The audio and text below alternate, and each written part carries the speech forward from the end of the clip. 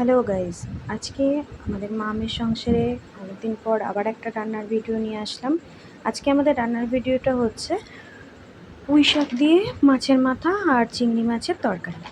তো দেখতেই পাচ্ছ গাইস, কড়াই বসিয়ে দিয়েছে মা, তেল গরম করতে দিয়েছে, লঙ্কা ফোড়ন দিয়েছে, শুকনো লঙ্কা, এবং আলুটাকে ভাজতে দিয়েছে। তো আলুটাকে হলুদ দিয়ে ভাজছে, ফোড়ন দিয়েছে জিরা ফোড়ন, এবং এরপর আলুটাকে একটু ভাজা ভাজা হতে দিচ্ছে।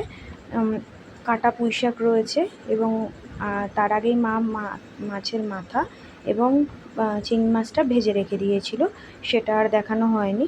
যেই হোক, তোমরা দেখো। এরপর কাটা পুঁই শাকটা মা ভাজা ভাজা করা আলুর মধ্যে ছেড়ে দিল। এবার এটাকে ভালোভাবে কষাতে হবে, নাহলে পুঁই শাকের সাথে আলুর টা মিশবে না। সেই জন্য মা ভালোভাবে এটাকে কষাচ্ছে, এবং যাতে ভালোভাবে এটা মিশে যায় দুটো একসাথে, সেই জন্য মা এই দুটোকে ভালোভাবে কষাচ্ছে। তো কে কে পুঁই শাক খেতে ভালোবাসো অবশ্যই জানাবে, পুঁই শাকের টেস্ট কেমন লাগে কার, অবশ্যই জানাবে। এরপর মা নুন দিয়ে দিল পরিমাণ মতন। তোমরা তোমাদের স্বাদ অনুযায়ী নুন দিতেই পারো, আমরা আমাদের স্বাদ অনুযায়ী নুনটা দিয়েছি। তো এরপরে মা এর মধ্যে হলুদ দিচ্ছে।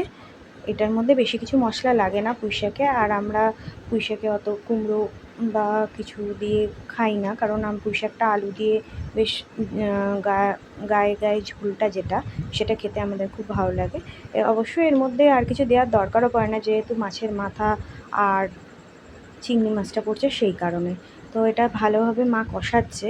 এবার কষাতে কষাতে এরপরে এটার মধ্যে জল দিয়ে দেবে, যাতে ভালো করে আলু আর পুঁই শাকটা খুব সুন্দরভাবে সেদ্ধ হতে পারে। এই জন্য এটাকে দেয়া হচ্ছে, ভালোভাবে সেদ্ধ হওয়ার জন্যই এরপর জল দেওয়া হবে। এটাকে কষানো হচ্ছে, যাতে কষিয়ে এটা একটুখানি ভাজা ভাজা হলে তারপর মা এটাকে মেশানোর জন্য জলটা দেবে। তো গাইজ, তোমাদের কার কীরকম লাগে পুঁই শাক খেতে অবশ্যই জানাবে।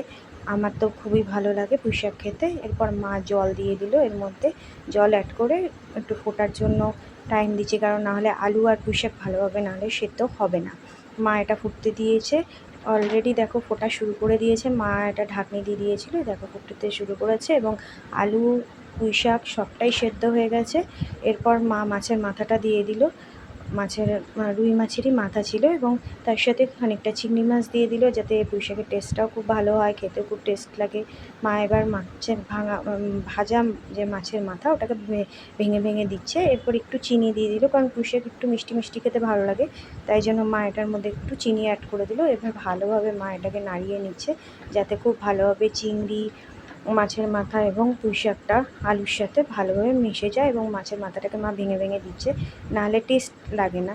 তোমরা কে কীভাবে পুঁই শাক খেতে ভালোবাসো অবশ্যই জানাবে, এবং আমাদের পুঁই শাকের রান্নাটা কেমন হয়েছে সেটাও তোমরা অবশ্যই দেখে কমেন্ট করবে অবশ্য করেই।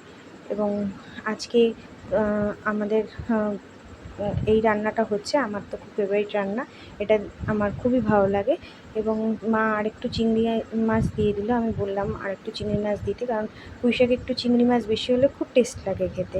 তো সেই কারণে মা আরেকটু চিংড়ি মাছ দিয়ে দিল। এবার এটাকে খুব ভালোভাবে মা নাড়িয়ে নিচ্ছে, ভালোভাবে যাতে মিশে যায় সেটার জন্য মা নাড়াচ্ছে ভালোভাবে।